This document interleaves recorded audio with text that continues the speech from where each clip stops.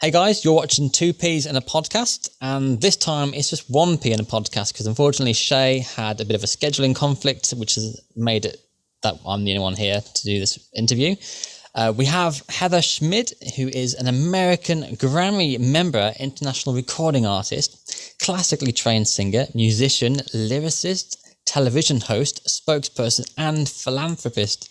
Wow. Well, this is exciting. Hello, good to Thank you see for taking you. the time and for doing this interview. Really, really, really appreciate it. Oh, it's my pleasure. I'm so glad. How are you on this fine morning? I'm good. I'm doing good today. It's finally spring here. I live outside of Boston, and so it's been warm and sunny, and everybody's feeling a little happier. That's Because good. we get so much snow, and in the winter we're like so cranky around here. That's really fun actually, because I'm obviously based in the UK and we've got nice looking weather, but it's not very nice on the temperature. It's very deceptive. You go, oh, t-shirt weather, and you go outside and you're like, Well, no, it's not t-shirt weather yet. really? Sat in the garden with a coat on and beer or something. Oh, yeah. And it was raining earlier today, so you're comfortable with that weather, right? Yeah, very used to that weather. We moan about it a lot, but we can't do without it. That's right. That's right. Just one of those things. So early, I was just going through your career. Really, I spent the whole day researching you and really enjoying your story from where you began and your where you currently are and stuff. So let's just go back to sort of your roots. Really, you've had an extensive musical career dating back to 2003. But prior to your first album, you earned a scholarship at Boston University, where you were classically trained as an opera singer, composer, and pianist. What was it about classical music that you just absolutely loved? Oh, yeah. I loved how smart it was, honestly. I grew up in a small town in Connecticut, Marlborough, Connecticut. And we were lucky to have a really good music program. We had awesome elementary and middle school and high school, great fun foundation in music. And so, I was exposed to a lot of different styles of music. And we were near the Hart School of Music, which is in Hartford. And it's a really great opera school, basically, and classical music training school. And so as we all in high school would get better and better, we would find the Hart School of Music. And I had an amazing opera teacher, Mildred Coleman, who was she was a faculty at that. And she helped me to understand how cool it was and how, hard it was. As I was in high school, I was really driven to try new things and try hard things and really, delve into something really deeply. And opera music and classical music is that. It's this collaboration of sophisticated elements. You have a full orchestra, you have a cello player playing this beautiful, intricate line, and then you have the violinist who they all meld together, and then you also get to be in that. And it's this beautiful tapestry all flowing together that that sounds beautiful, but it's also smart, as you're listening to it. And then as I, researched and got into it, it also really helps your brain.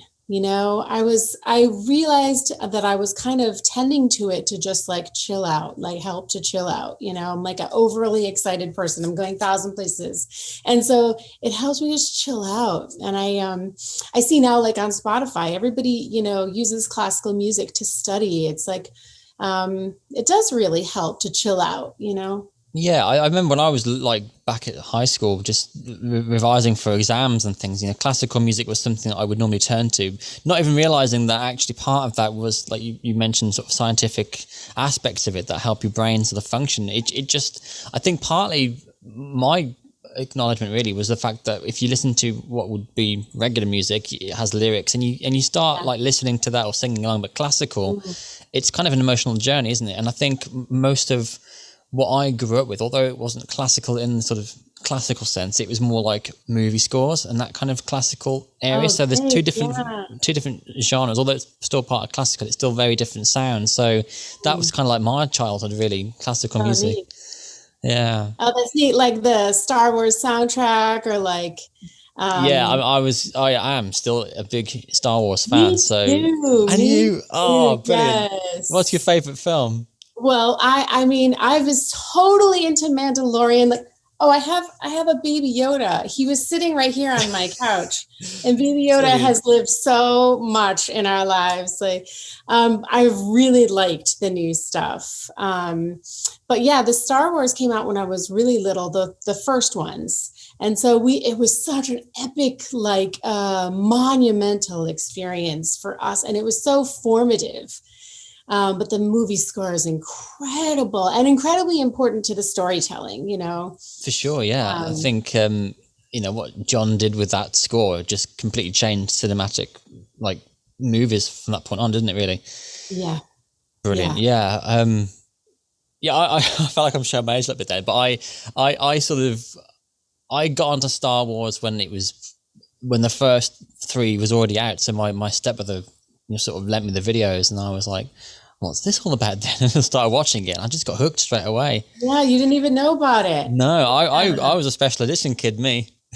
Oh my gosh. Yeah. Well, it came out what in the 80s? It was really, yeah. 77 was the first one. Okay. Okay. Yeah. We'll just say 80s, it's just easier. Okay. Yeah. Well, you're very, 80s.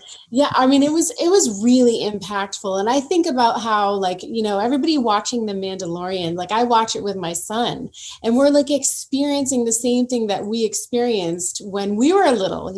Yeah, it's magical, isn't it? It is really magical, and the music is so integral to it and so important to.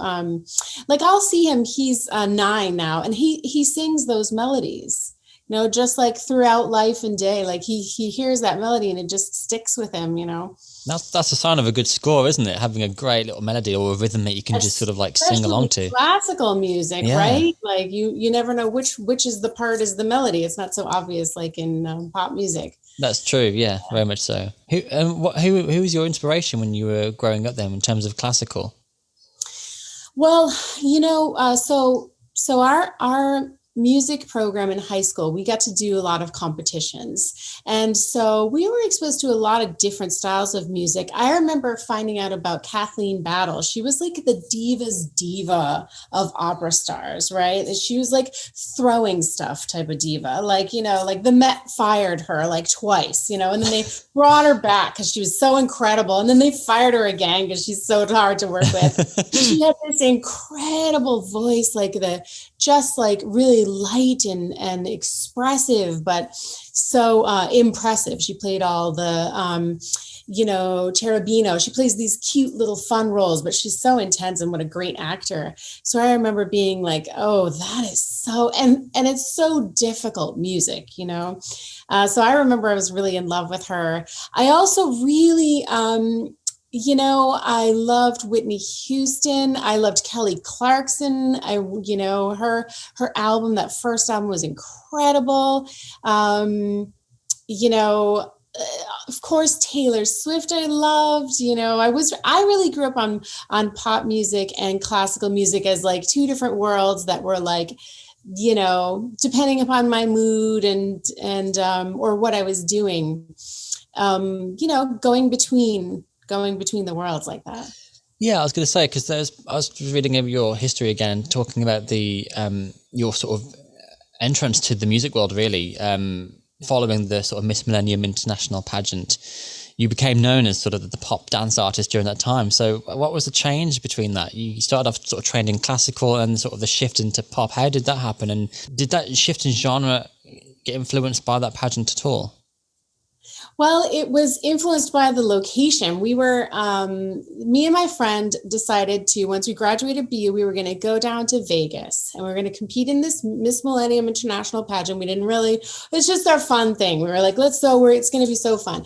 And growing up in Connecticut and also at school, doing pageants was a way to sing opera.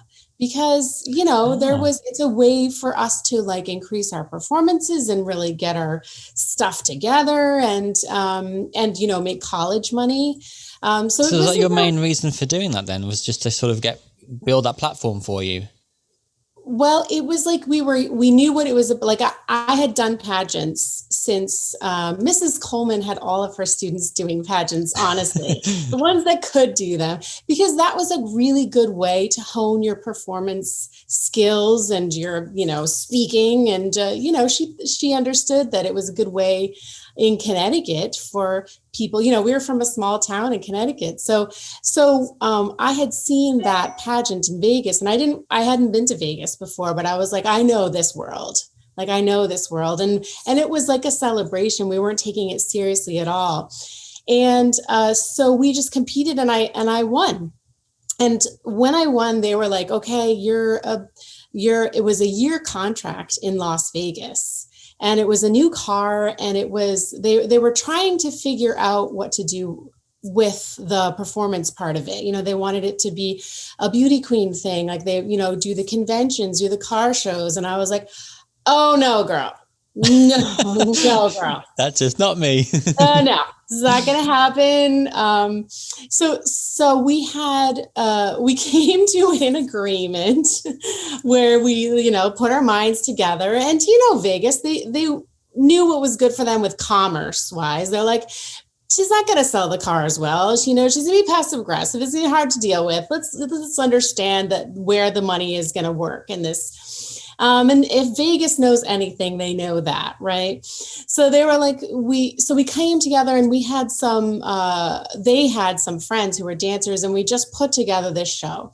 And the show was 6 dancers, and it was like Euro pop dance music. And some of the music was my music that I had recorded, and others was, covers and stuff. And I would open for shows at the MGM Grand and different casinos, and they're awesome. There were so many theaters, and then we had a mall tour. Basically, we hooked into Simon Malls, and we were doing this show every Wednesday in Vegas, and then we would do like a weekend show at Simon Malls, and it was awesome, exciting, and terrifying for an opera singer in Vegas. Like, what have I done? All at the same time. It was really incredible. What a fantastic experience that must have been, though, eh? It was intense. Yeah. It was intense. I learned how to self-advocate. Let's say that. That was the year I learned how to speak my voice, or like to speak what I felt was right, and because that line gets really iffy quickly if you don't establish your boundaries. At that time, this was, a while ago. So, but it was a really great experience now that I think about it, but also really growing, Yeah. How to put a show together, how to tour, how to, deal with difficult managers. There's so much. I think that's something that a lot of artists need to kind of get as well. Because just funny enough, quite recently, there's been a UK artist who I think was the product of an X Factor one of the years. Okay. And it's just coming out now that the way that she was treated, the way some of her competitors or, the competition were treated, the stuff they were made to sign just to be on the show, and basically just really like terrible things that ordinary jobs would never get away with. So why is it okay to do that? So she's becoming sort of like the voice of everyone else now, trying to have a full investigation into the rules and regulations and get things changed, and just really support fellow artists, really. So the fact that you kind of had your own mind back then and kind of knew what was right, what was not right, and had your own voice, I think it's just fantastic. Well, it's a really hard place for women, young women singers to be in, because you're so desperate for success. You see it right in front of you. And these men, they're all men, that are, in my case, they were all men making decisions on your behalf.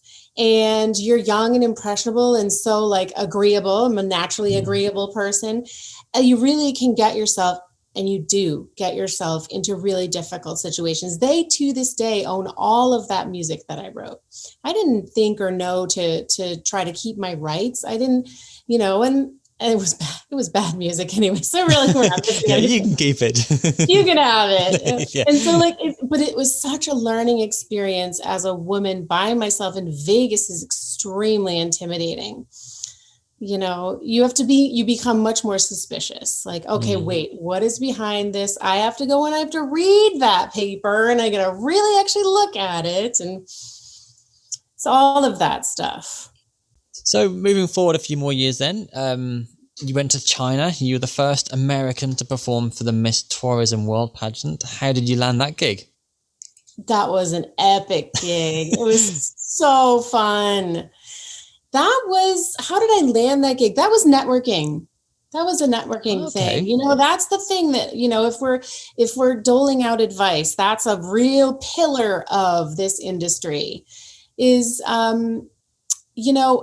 I started performing in China to open 5-star hotels.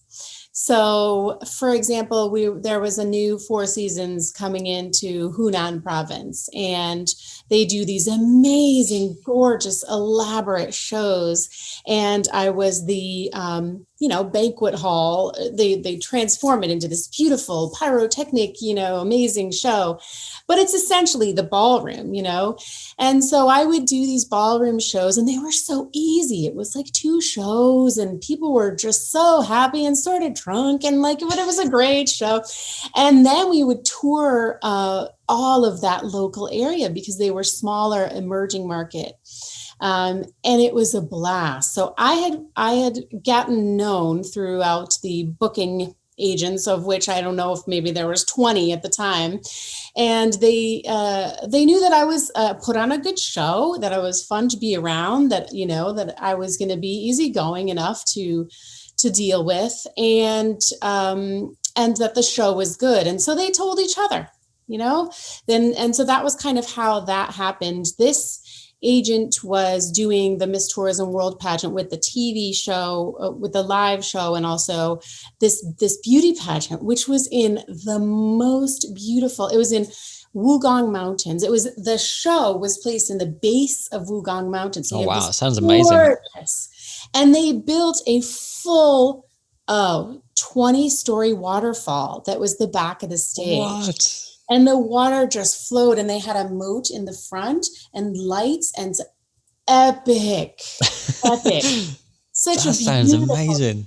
And then all of us girls, they were so cute, and all the little beauty queens, that was my world before. So I really, so we would do a rehearsal on this stage in the mountains with the water flowing.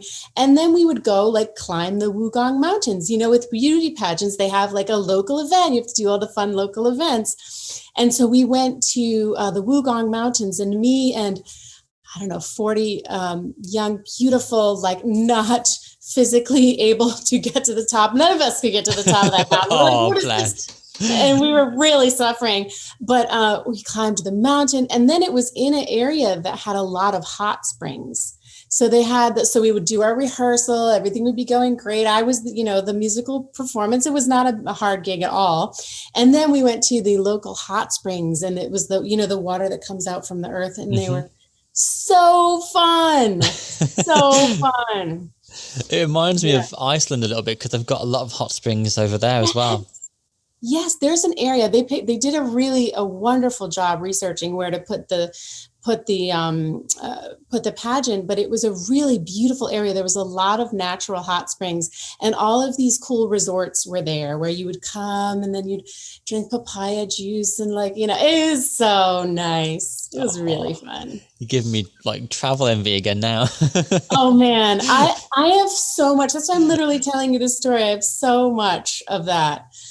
I'm watching all the travel shows, and I think everyone's watching travel shows. I mean, I'm just looking, I've got before I started really doing YouTube, I did a lot of travel vlogs just because they were for my own purpose to look back on in years to come and just see what I got up to and with my kid and all that kind of stuff. So it's like a little memento, my legacy, if you like. And I have a whole shelf that's dedicated to all these DVDs just stacked right across. I'm like, yeah, fancy watching this one today. It's great. What's your favorite spot? Oh, it depends on my mood. Not as a rule, but I've always thought I would never go back to the same place twice, because I think, you got money to spend. You want to go and see different places. Absolutely. I am with you. Having said so which one was the most epic? I think Iceland is one of my favorite places. It's just so diverse, and depending on what time of year you go, that same place that you visit can look completely different. So it's just really absorbing all of that.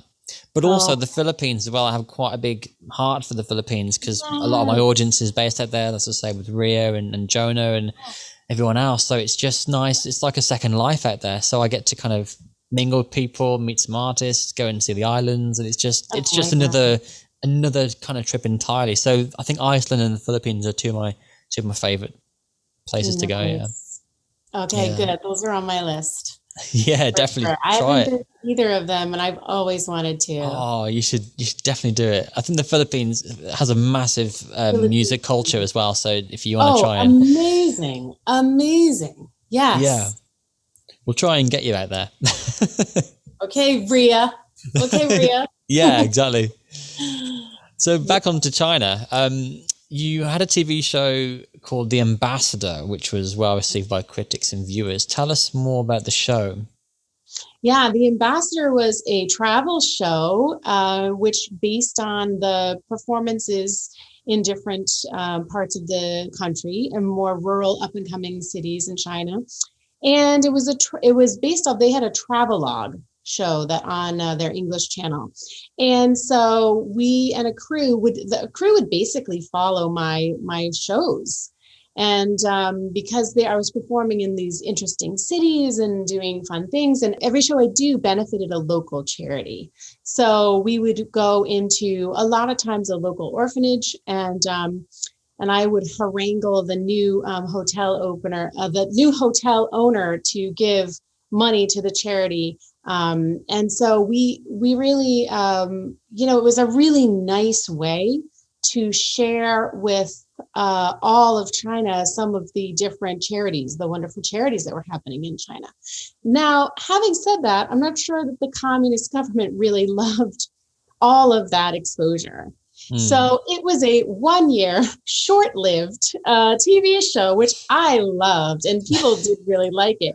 But they loved it for a year, and it was the kibosh. And I did hear that, we went to Hebei, is a city in northern China, and we went to a village, a smaller village that was affected by the AIDS crisis and weren't ever able to get the antiretrovirals.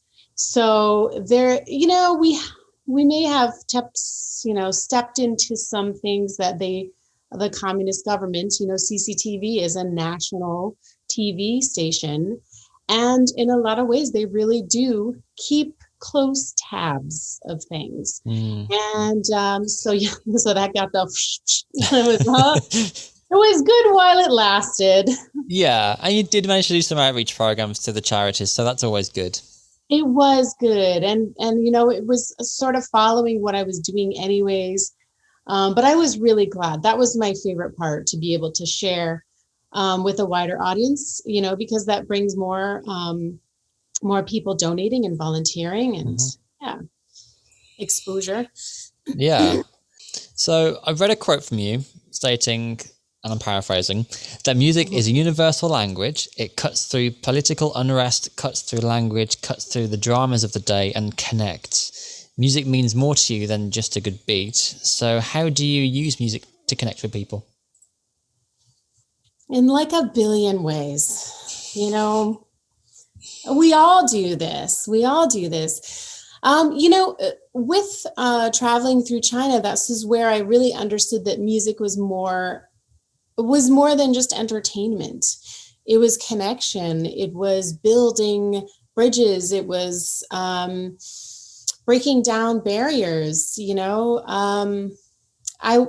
Because I had an opera background, I was really good with languages. So I learned Mandarin songs, and I would be singing them for fun when we were going through the orphanages. And it was a really different experience when I sang a song that was so close to them.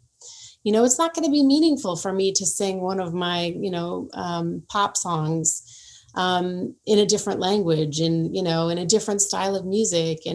But singing a song that they grew up with, that they really enjoyed and loved, it connects. It shows that you care. It's a connection.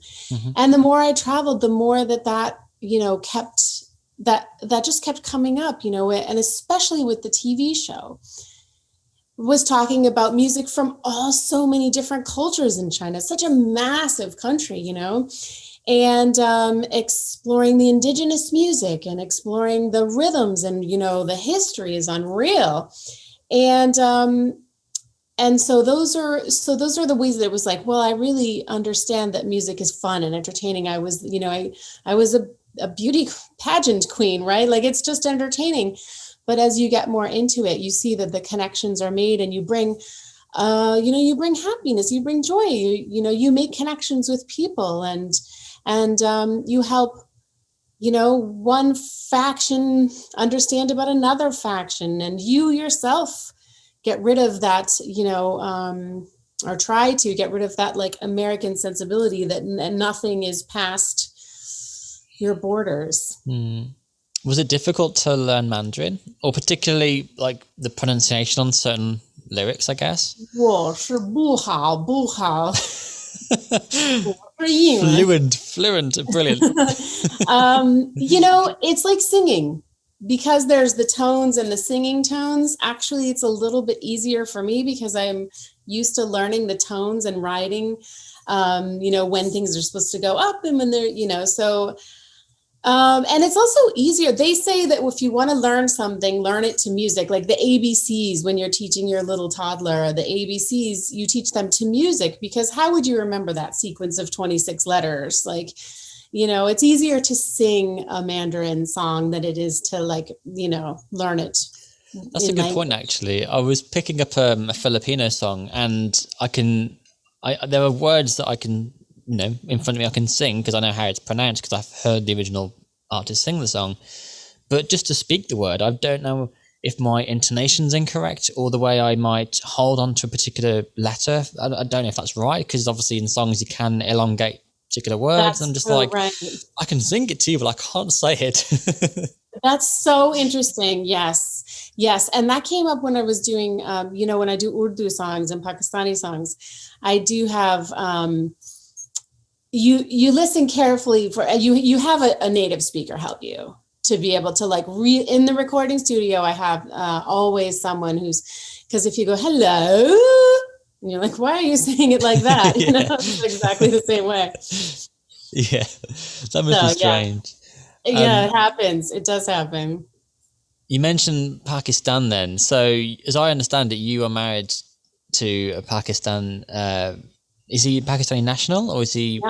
Yeah. He's a native of Pakistan. Yes, Rafi and I were both learning how to meditate at BU.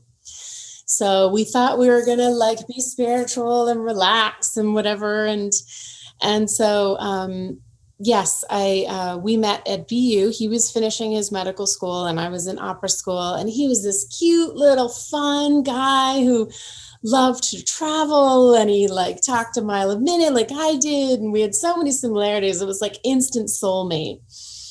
Rafi and I. So you connected not just in sort of meditation, but spiritually kind of as well.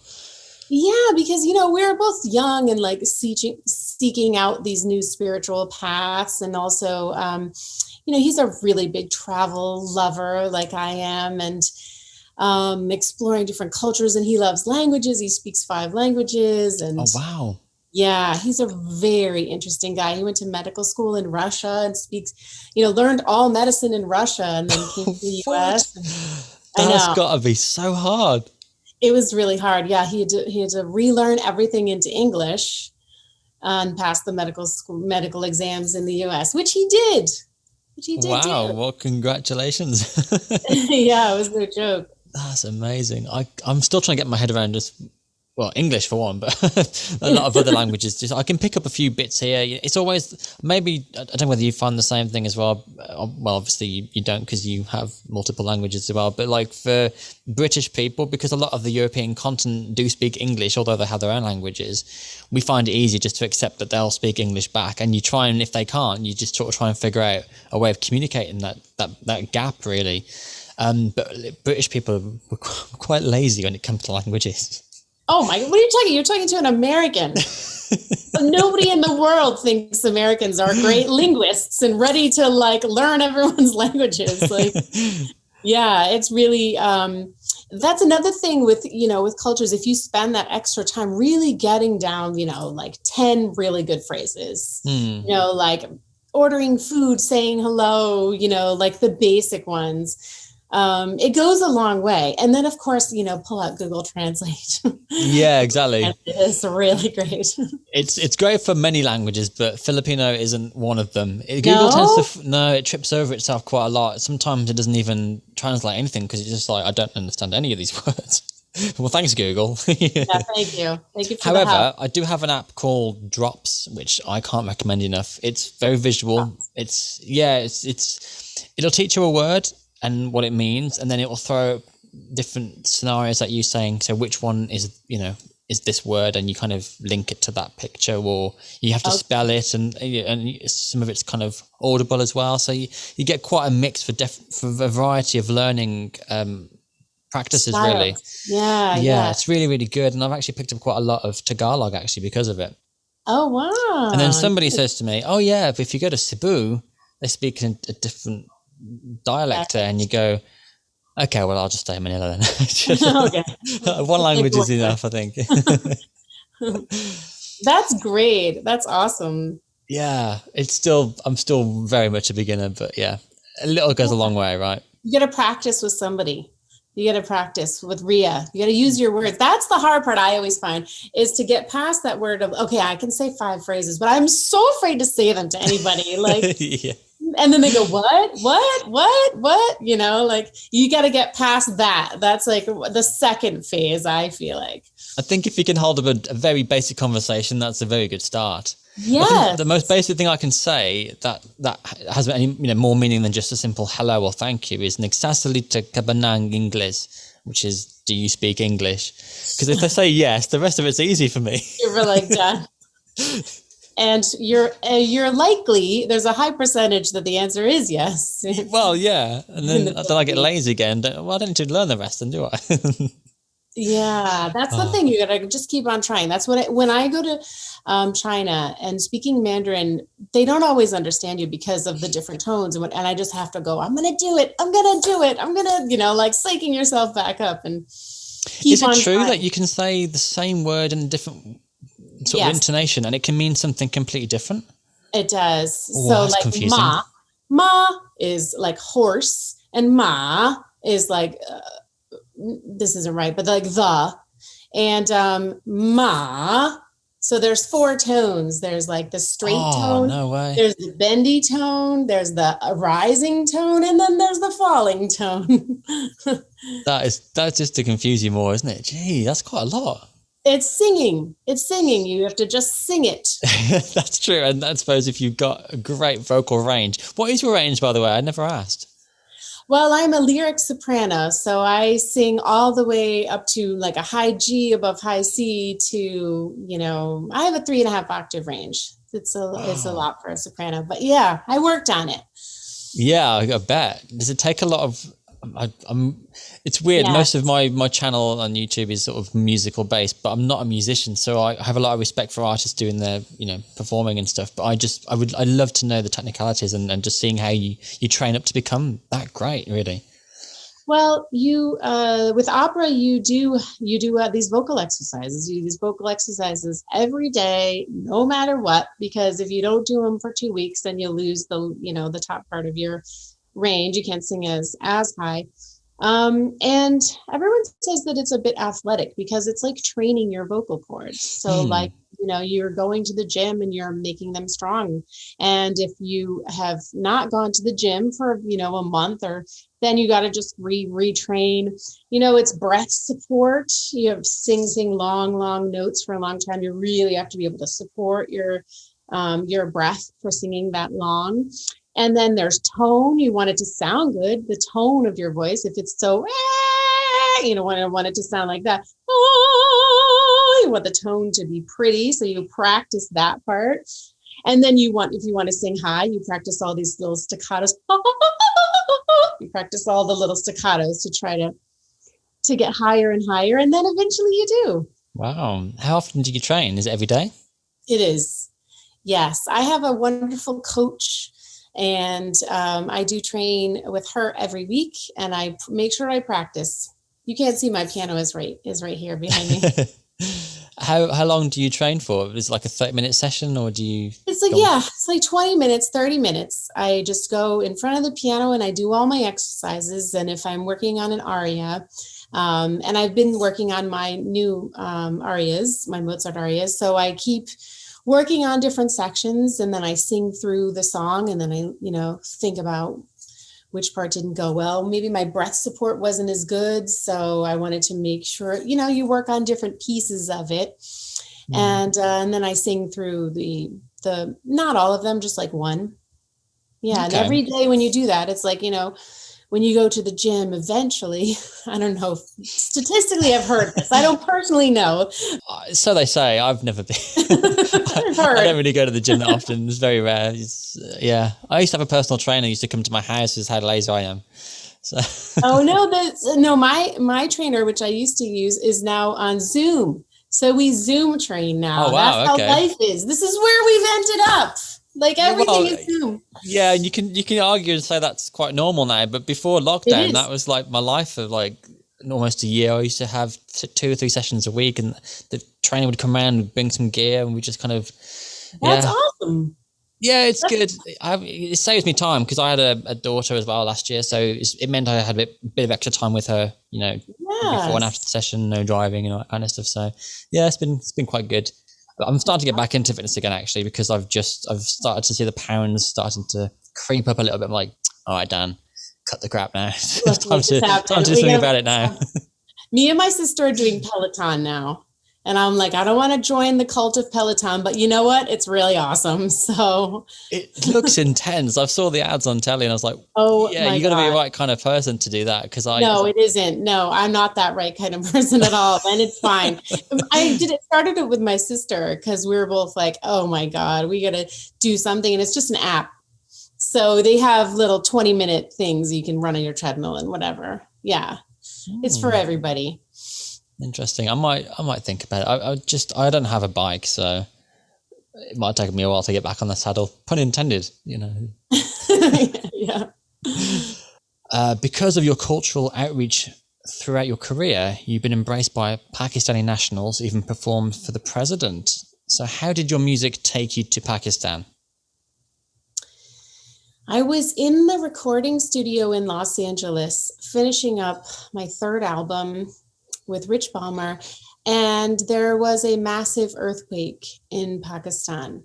So my husband and his family is in Pakistan. His sister, his parents were at the time, his brother and their kids. And it was a horrifying earthquake, like 56,000 people died. It was really, really bad. And so Rafe, my husband's a doctor, and he said, I'm going to help with the relief fund. They were helping to bring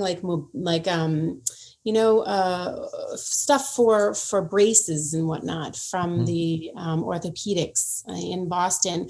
And so he was going, and I said, I'm coming too.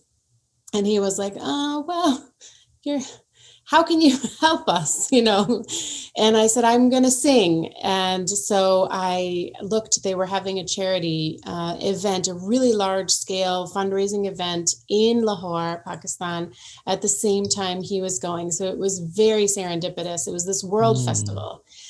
And so I went and I performed the music that I was writing in the studio at the time. And it was, more about the connection and fundraising.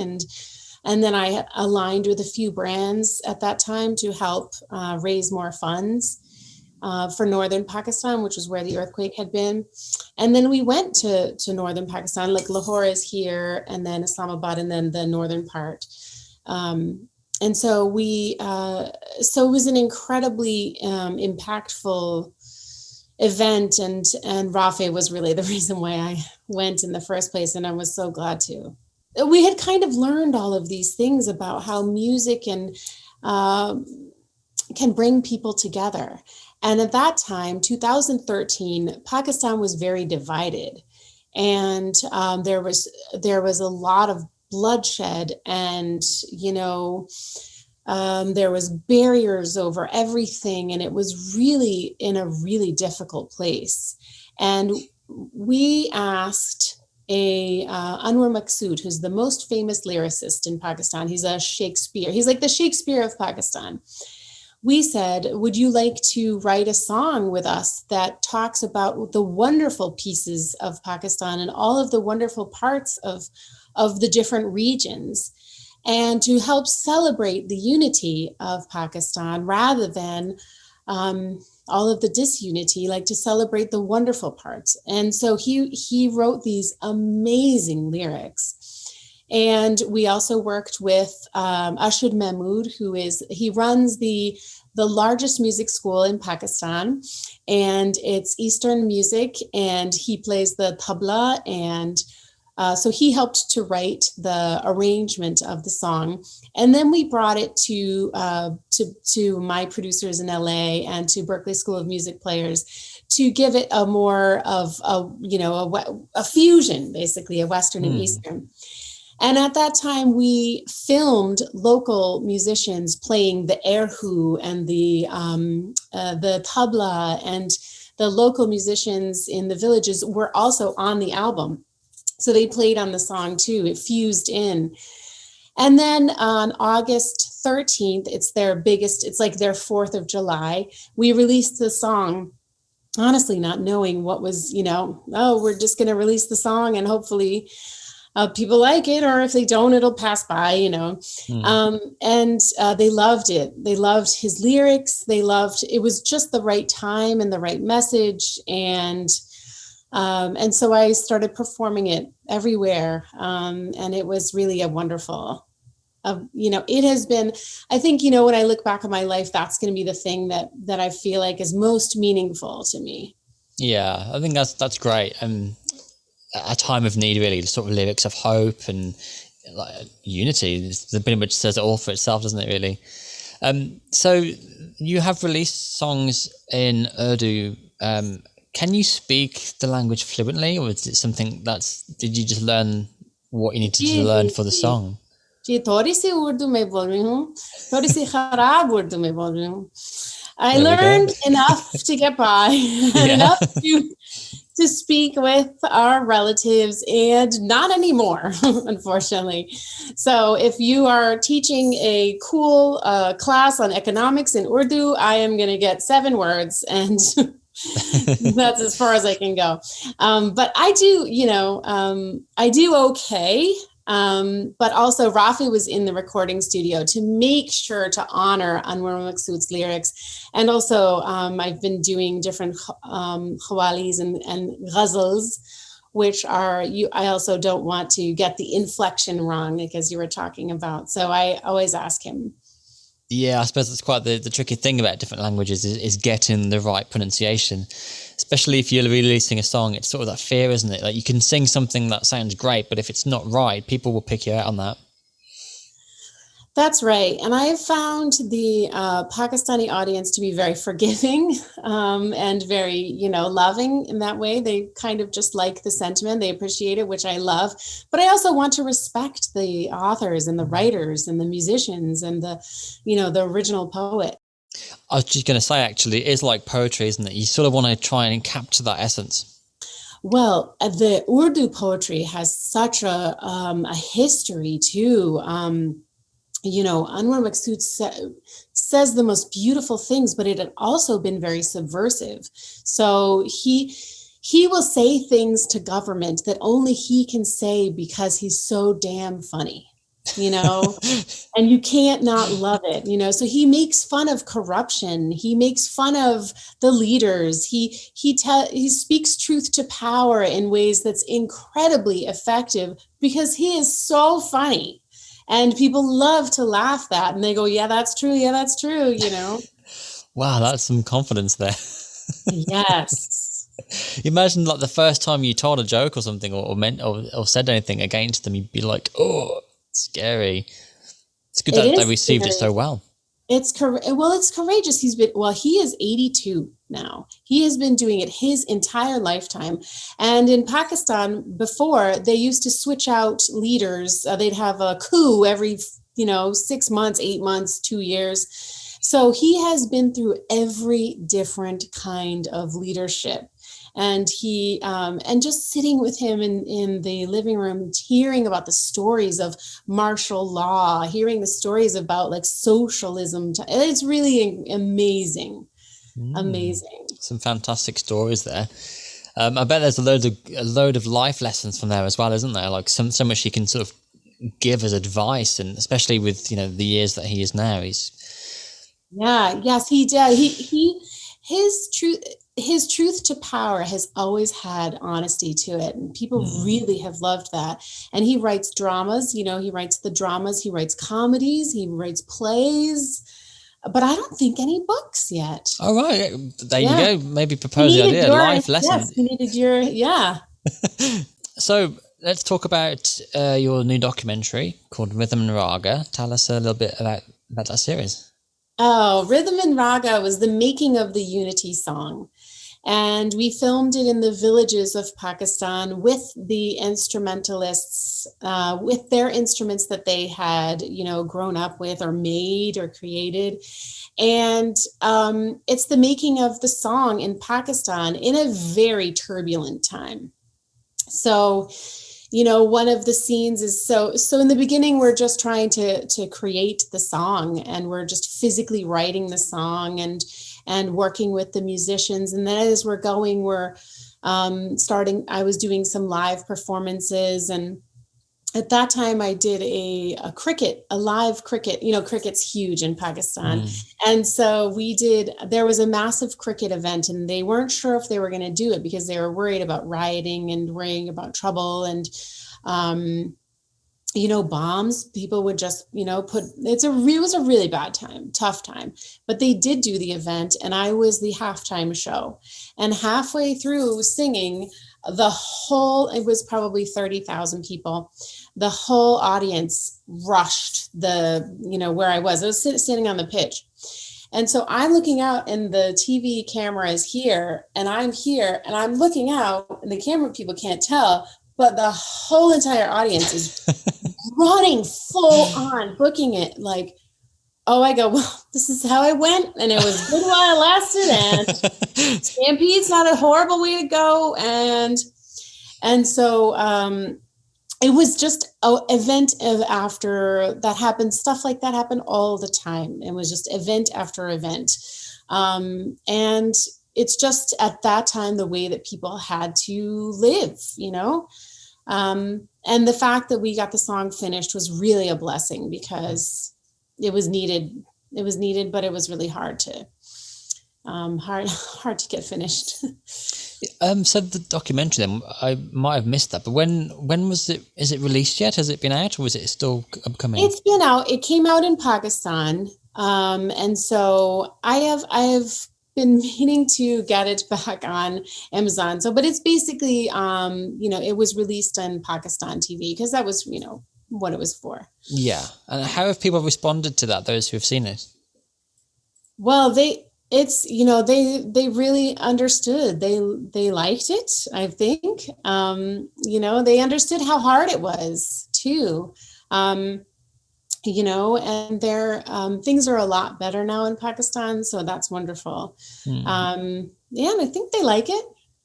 Yeah, that's good. Yeah. Okay, so over your career, you've covered sort of several different genres of music and inspired many people around the world. And during the prep for the interview, I was listening to all your different albums, and I came across the Transformations one, and I just absolutely fell in love with it. I just found that, like, my mind just completely cleared, and it just opened up, and I just felt everything just calm. It's truly a great album. I really enjoyed listening to that. And the way I sort of described it was like a bit of a hybrid, I think, between traditional music and classical. And I was interested to find out if that was the case, and if that was sort of you gearing up for a return to classical in terms of your upcoming albums. Yeah, it was the case. It was, when you were talking about loving soundtrack music, that's, soundtrack music with vocals, basically. And it's very orchestral and exciting. And I was working with a producer in Pakistan who loved to write movie soundtrack music. So he wrote to the movies in Pakistan that were released, and to India too.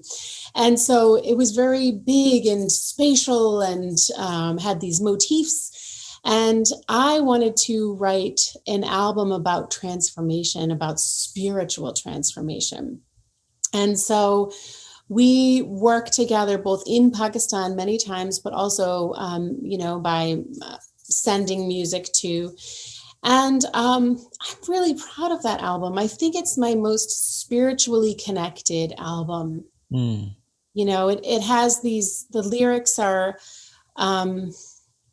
about coming together, becoming one with yourself and spirituality, and I really love the big quality of it. The soundtrack of all of the different sounds melding with the lyrics and the vocals. Yeah, definitely. It's almost like a sense of reflection as well. You can really sort of zone out and just really concentrate on sort of being in the moment. I think I love that. I thought it was brilliant. I really, really enjoyed it. Oh, thank you. I'm so glad. I'm so glad. I appreciate that. You're very welcome. So more recently, you've gone back to your first love of classical music and have produced a new album, which we'll come back to in a moment. But with so much of your career focused on universal music and help spreading positive messages for people, why go back to classical, and why now? Because it's a global pandemic and I can't go anywhere. That's why. But also it feels, I go with my gut. It has always been there for me. I feel like I do have a spiritual connection that when I write music, it's me and all of the spirits writing together. Like it feels always very driven by something greater than me. And that was the message that, this is a time of intense reflection. As musicians, everything stopped for us. All of my live shows, all of my international performances, and all of the performance halls closed, all the theaters closed. And so it was a time of great and intense reflection. And I could feel a lot of, there has been so much loss. There has been so much sadness and so much anxiety, and, people going through really, really painful times. And it was the feeling that I should try to write and sing music that is calming, that is spiritually calming and just physically calming. And I had done some research with my husband about classical music and music of the Baroque era specifically. And all of the statistics and studies have shown that Mozart specifically makes you feel calm. In a time of intense turbulence, he is he just helps to align your brain. And so, with myself feeling anxious, I started just recording classical opera songs from Mozart, from some of the Così fan tutte. And it was bringing me some solace. And so I said, it's interesting because I think a lot of other people kind of returned to their roots in some aspects of their life. You return to simplicity, return to your roots. And my roots were classical. And so I think that was also comforting to me. But I do know, just with statistics and with all of the studies show that Mozart realigns the brain waves to make them more in connection with each other, and really helps to relax all of the fiery goodness that's going on up there. And it brings peace. And I just wanted to bring peace. I wonder, because obviously the music's so old. The data suggests, of course, that Mozart music is actually great for the brain. You just told us about that. But at the time it was written, he would never have known that's what it was going to be, or how his music was going to sort of influence people. I wonder what it is about the music then that kind of triggers those synapses around the brain to kind of open and connect and just kind of fly around. I don't think that's a real answer for that. It's just a kind of it's I have looked into it and read a lot about it, because the cerebral cortex is the front part of your brain, and the front part has also connected with the cerebellum, and the cerebellum is where music is. So for example, where people, elderly people who have Alzheimer's, they can't speak properly and they don't have good memories, but they do have musical memories, and they can often sing complete songs. And when, I don't know if you've heard these studies, this is it's the primal part of your brain. And the musical memories that are there can be easily recalled from this part of your brain when this part of your brain kind of goes. So they say that listening to music helps even out the brain waves. There's the delta and there's all the different brain waves. There's the really low ones, there's the higher ones that make you anxious and make you, worried and thinking. And when you can level out the higher brain waves, it evens out and helps the brain be more productive. That's interesting. Just thinking about our earlier conversation about language learning, you saying it's actually easier to learn a new language if you've got music to sort of sing to, or sing like you sing the alphabet. I wonder if that's to do with the same system there. Like if you sing it, you're more likely to remember it. Yes, here you're memorizing with your language, but if you're singing, you're using your corpus callosum to align that with a musical, the musical part of your brain, which does help to memorize. So even people with stroke or with with brain damage, they use song as part of the therapy to help get, to help bring, and then it helps bring functions. Definitely. Yeah. It's quite a fascinating subject when you start diving into it, isn't it? So, it's really fascinating. I can speak as no authority on this topic at all, just as a fan, Yeah. Yeah. So your new album, Schmid Mozart Arias, features 4 of Mozart's most beautiful arias and is already out on digital platforms now.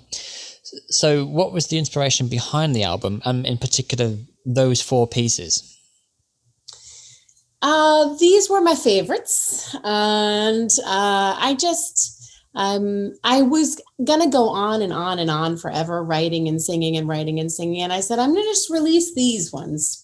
And it also felt like the time. I just always go by intuition that, this is the time to let these out into the world, and whatever happens, happens. And, and I liked the light, fun quality of these ones. Una Donna is beautiful and lyrical, but they don't take themselves too seriously, and they're, fun, which I thought was a good theme, overall theme.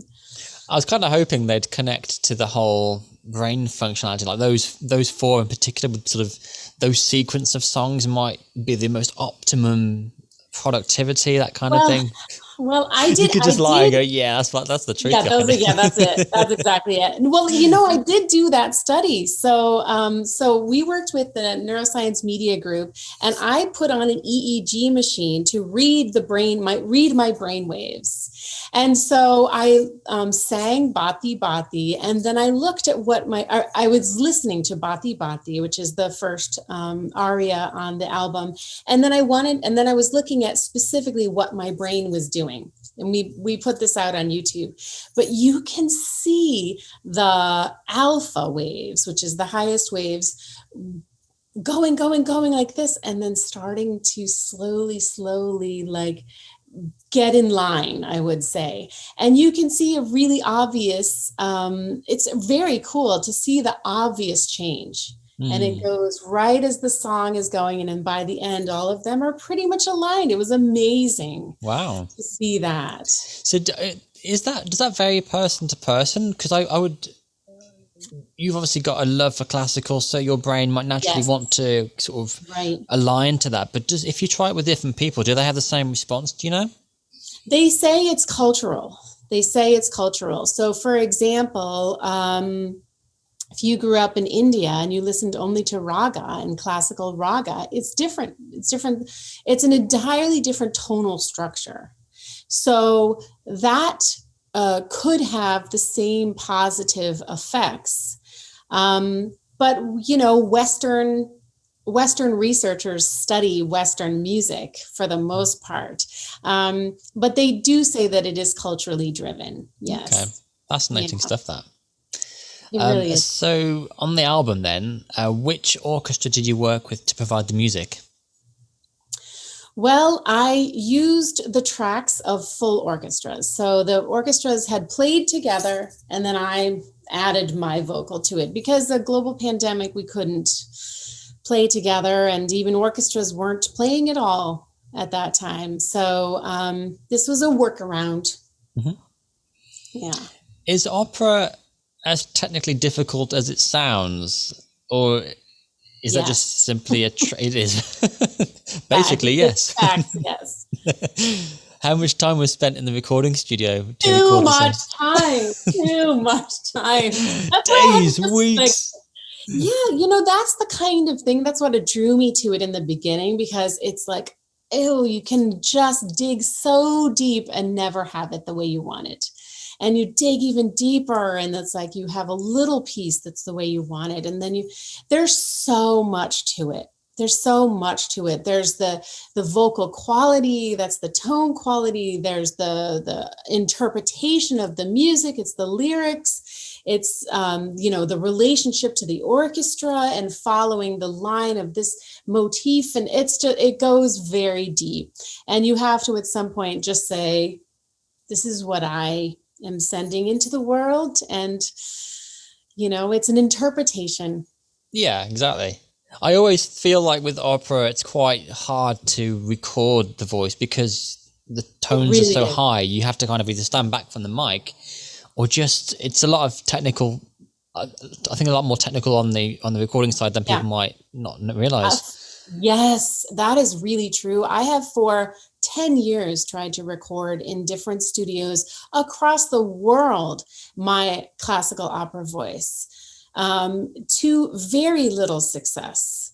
Because you either are so far away from the mic is here, you can't hear the whole overtones of the voice has overtones. So this is the note that you're singing, and all of this is overtones. So that makes up part of the entire sound. So if you're this far away, you're only getting the ones that's directionally right into the microphone.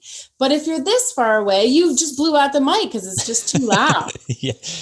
So it's an actual real issue. And I think someday a producer or an engineer will make an opera singer's microphone that can take the intensity of their voice. Because now what they do is the real way to do it is have the full orchestra surrounding the opera singer, and we all sing and play together as one so that you have uniformity of sound. But I do not think that is the optimal way to record vocals.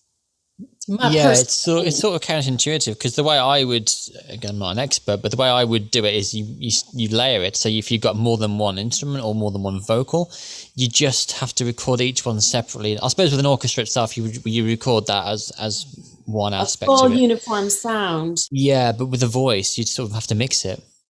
Yeah, the voice is supposed to be absolutely in the middle of that sound. I mean, traditionally, there's a lot of traditions in opera in the classical world that I'll be happy to leave behind. And the misogyny might be the very first one. Yeah, but that it isn't the most optimal way to record with the singer surrounding or within the orchestral parts. But that's what they do. I didn't know that. Yeah. I guess that's why when you go and see an opera live, you get a much better experience. Or do you? Because if you're on a stage, I mean, you still have a mic, right? So you still have that same... You don't? There's supposed to be no microphones in opera. There Wow. secretly are some, but they're very secretly, and they're just like to get the full sound, because it's supposed to be a uniform sound that everybody is playing. Everybody's equal. Everybody's equal. The cello player, the violin, the timpani, and the vocal are all equal members. So in that regard, then, is there sort of like an optimum sort of space in which to perform opera? Like, is obviously the larger the venue, the more your voice travels. Maybe it doesn't hit the back of the room as you'd hoped, or perhaps the shape of the room might alter acoustics. Yes. Well, there is a whole subcategory of people who get a lot of money to design the perfect acoustics for an opera hall, a classical concert arena, because it is like, this bounces off this. It's very acoustical science. Wow. It's an acoustical science. There's a lot that goes into it. A lot of engineering, really, isn't there? Yes, it's really. And so that's why when the opera singer is sitting of course, their voice has to project to the past, to the last seat in the auditorium. And that's the training. That's why it's so hard. You have to gain that much physical strength in your vocal cords. They're just these tiny little things back here, but you have to be able to create that sound that hits the very back of the arena, and also be musical, and also be, integrating all of the, the composer's feeling and emotion of that scene. And so, yeah. In a way, it sort of reminds me of acting in a way. You've got to, obviously, like you say, with the lyrics and the conductor, you've got to be able to perform and tell the story. But it is quite an emotive piece of artistry as well, is opera. It's very much, it's just singing poetry, isn't it, I guess? Yes, and it's not even your language. So if it's Italian, you have to be able to really understand. Good point. Yeah, good point. Is that tricky as well? Do you learn just enough to sing the songs, or can you speak Italian as well? It's better if you know more, and the more you do it, the more you kind of. Italian is not the hardest language to learn. It's similar to the Romance language. It kind of sticks with you a little bit once you've been singing opera enough Italian. You kind of understand. You just it naturally happens. I don't know if that's true for everybody, but it helps with the interpretation. And there's that, it's always that joke that the opera singers are terrible actors, and it's because sometimes they really are, because they've spent so much time working on the artistry of their musical instrument that they really didn't spend as much time developing the character. Nowadays, I feel like it's different. There are some amazing actors and storytellers and emotive beings that happen to have amazing voices. So, it's a hard balance to get. Do you have any funny anecdotes you can share with us during the project? For Mozart? Yeah, for Mozart. Yes. Well, I started off recording in a recording studio it's a really nice studio. I love it. It's right by my house. And I was able to get in a few. It was me and the producer, the engineer, basically. So I was, with COVID protocols, I was like, we can, just work this out, the two of us. And then they closed. Oh. So they closed because there was an outbreak, and so they closed the entire studio, and they're not open yet. They're not even open yet. So I don't know. I think there was a bunch of different stuff, but that was a difficult thing to get through. So I bought his equipment and put it into my house. And now I have all of the equipment for a really cool recording studio upstairs. And that's how I finished the album. It was like a real resilience in a COVID protocol studio. It was great to be able to finish it where I didn't really know if I could. Do you think now you have all the equipment that you would produce more music and kind of get into a rhythm? Especially with the lockdown and stuff, you'll be able to just crack them out bit by bit. Yes. We've been experimenting with EDM music. lately. It's been a little fun. Yeah. Mm, Yes, anything's possible. Like a lot of people have home studios now. that's true. This is my home studio. I was going to say that microphone looks very professional. Is that a Neumann? It's I can't remember what it is now. Oh, I don't know. It's a Rode NT2A. A Rode. Okay. Yeah. I was looking. Where's it telling me? There's actually a big icon on. You can see it here. yeah. Yeah, Rode NT2A. Okay, that's yeah, weirdly, I bought it because I mean, for a variety of reasons. Partly for doing these podcasts, partly for doing voiceover work. It's great for meetings, but also for singing. I can't sing that well, by the way. I just do it for laughs. For fun. That's what it's all for. It's all for fun. I'm not going to crack open my vocal cords today, but no, okay. There's them on my YouTube channel if you want to take a look. Awesome. And obviously, from a critique point of view, you'll probably notice there's a bit of auto tune in there, but don't tell anyone. Really? Oh no. There's no. Yeah. I didn't hear anything. No, that is industry standard to have auto tune on every song. Even if it sounds like they don't have it, they do. It's a secret. I've heard the same secret. Mm-hmm.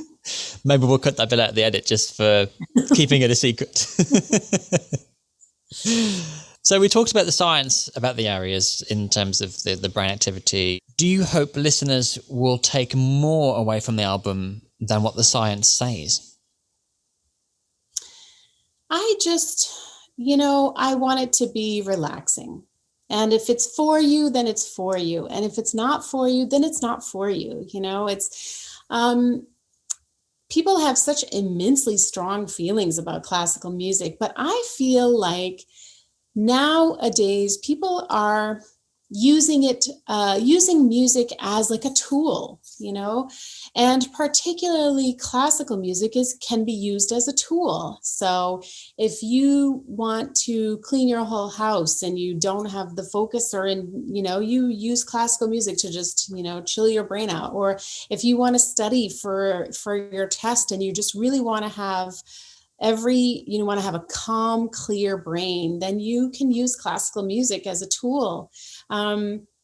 If you're feeling anxious, they did another interesting study about people who are in the middle of an anxiety attack, and classical music was one of the things that helped to calm their brain. I know people who listen to classical music all night while they're sleeping, and I feel like it's a nice tool. Ria said to me actually that she listens to your album when she goes to sleep. That's awesome. That makes me so happy. Where I said that, I realized it didn't sound very positive, but it came in the positive. Most complimentary way possible. Yeah. It is absolutely positive. And I also hold no connection to where my music goes and what it does. It's out there, and however it feels close to you, or if it does or if it doesn't, it's best as a musician to let it go, And I just know that for me, it's relaxing in the nighttime. You have all these thoughts. You're like, I have to go to dinner, and I have to do, and it just helps you to, align the brainwaves. Yeah. So what is your takeaway based just from your album? Like when you listen to it throughout, what do you feel? How do you respond to that? Is it the same way? No, it isn't, because as an artist, we are so self-critical. I hear every little thing that I want to change. I hear every little thing that I liked, but I could have it's still in the place where it's totally in my head of, the creation process of so after a while, I will be able to listen to it and enjoy it as like an art form, but it takes a while for me. It makes me wonder, actually, when it comes to live performances, we've already talked about how, a live performance is better because you get a thicker range, I guess, of the vocal cords and stuff. But when it comes to recording it, you mentioned you were there for hours, days recording, trying to perfect every moment. Yes. Does that in some way put more pressure on you for live performance, knowing that you were trying to get that perfection that you've been doing takes on for the recording in one sitting? And does that yes, it does. It totally does. It exactly does. Because you have to make it sound like the album. Yeah. And it doesn't always sound like the album. So how do you In deal with what? that extra pressure then? Because you've only got one take of doing it. I mean, you let it go. Some things you just let go, or you stress out about it. Also, that happens, you know. I have to record, or I have to perform Una Donna in on Easter. So I have been working on getting it beautiful in one take, however it comes, you know. So after this, I'm going to be again working on practice. There's so much practice involved. And then the day of, I really just try to let it go because I want to be just the vehicle for the music, right? Not the, if you get in your own head about it, you really lose the performance aspect of it. You want it to be enjoy. It's a gift, right? It's just, you're the vehicle, and however it happens, however it comes out, it's, you know, it's just what was meant to be that day. And I try to be at peace with that because that's the best way to be a storyteller, you know. Yeah, and I think that also goes with people who mime as well. It's like, yes, you can mime, but you don't get that raw feeling. I think having a live performance, however it sounds, it is that moment, and like you say, you're the vehicle on that day. So I think people can just relate to you better and connect with you better, and I think that's probably valued higher than actually how you perform it. Yeah, you want to be lost in the moment, you know, and you want to just be, yes, yeah. And also people are more forgiving when you're in person, and unless it really goes to hell, which also happens, you know, but you know, people understand that it's not going to be exactly as the album. Yeah. Yeah. I think that's a good thing. I mean, personally, when I hear, like, even just going back to Star Wars again, I went to watch the orchestra live performing to like the movie and stuff, and you compare that to the album. Yes, it's the same song. Yes, you can kind of hum along to it, but you expect it to be different, and it does sound different. And I love that it does, because it gives you sort of like a refreshing take on how that music is. Yes. Yeah. Yes. They're going to do crescendo in this section, and this section is going to be quieter. They held this part longer, and the conductor's interpretation is different. And actually, I love the instruments as well, because they're instruments that you don't pick up on the album. When you see them and hear them being performed, you go, oh, wow. So that's because there's sometimes I even watch the orchestra, and you know, you see the violinists going, like the clappers just, and I'm going, I can't really hear them, but I know they're doing something. And then sometimes they come in and you get their little solo piece and you go, I would never known that was the instrument. I just love that whole insight into it. Finding out, yes. And there's a person there playing every single one of the pieces, and it's all coming together, you know. It's just a wonderful little journey to go on, really. Yeah. So along with your music career and your clear vision of unity around the world, especially during these testing times, what else are you working on? I don't know yet.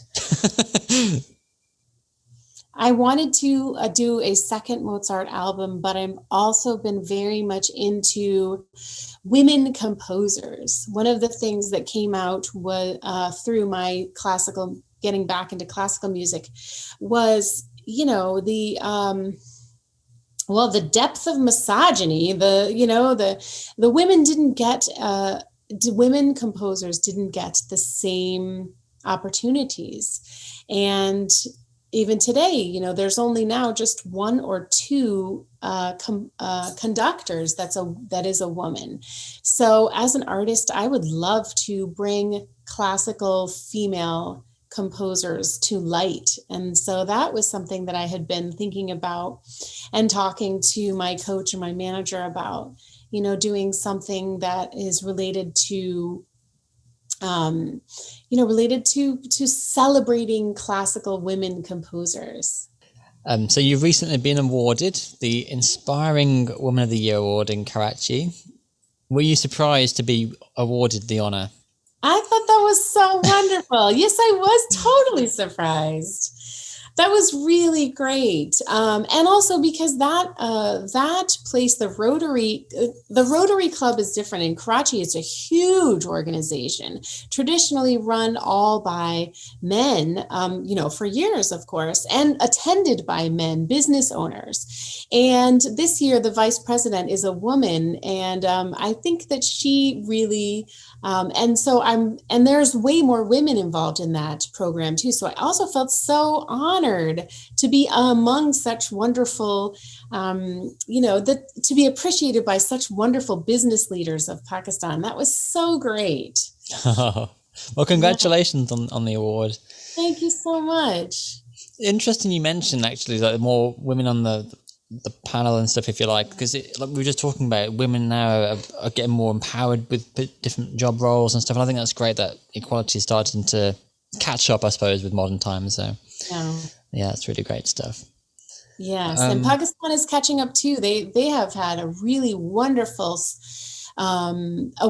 journey that I've been following both on Instagram and on in person in Pakistan. Women are really becoming so much more comfortable using their voice towards, speaking more strongly out about things. And in Pakistan, there's been a really a beautiful truth to power moment with women leaders in Pakistan that has been incredible to watch. Why do you think that change might be then? Is that because I know with the dawn of social media, there's a lot more awareness now, and people are campaigning and protesting, and so do you think that's made an impact in Pakistan? I really do, because they would have a women's march in Pakistan now. They had a International Women's Day recently. They have a lot more influence from. But yes, social media, they've seen how women around the world have used their voice, to speak truthfully. And I've seen it, the same thing happening in Pakistan. It's been really incredible to watch. One thing I'd love to do, I don't know how it's going to work quite so, is a performance, if we're able to get a performance out of you today. But I don't know, because obviously with the recording and stuff, it's quite tricky, isn't it? So I don't know whether it's something, if you've got like a pre-recorded video that we may be able to show, or whether it's something we can do live.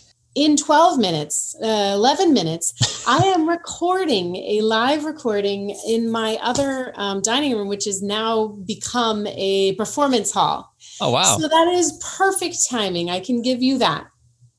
That would be amazing. Yes, please. Yes.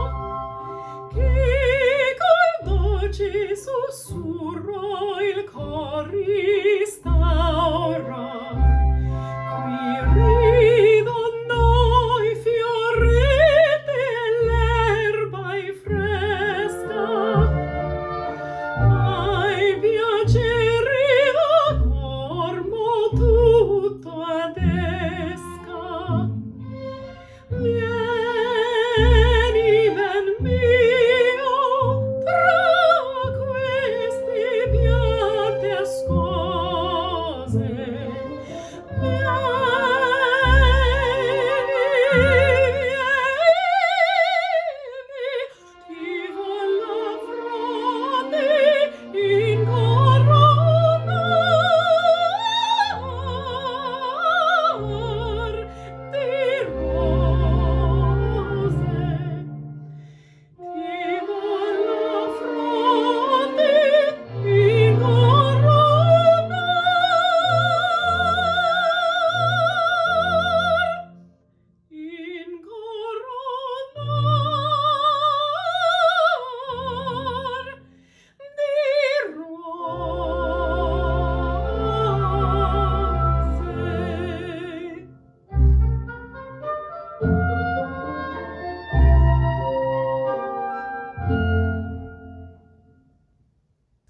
Okay, well, thank you very much for your time. I really enjoyed chatting to you, learning more about your career and all the science behind the Mozart arias and stuff. It's been fantastic chatting with you. Oh, thank you. Likewise, it's been really fun. Good. Yeah, I And I appreciate it. wish you all the very best with the upcoming album. Thank you so much. No Thank worries. you. Thank you very much. Bye Take bye. care. Yes, thank you. Okay, bye-bye.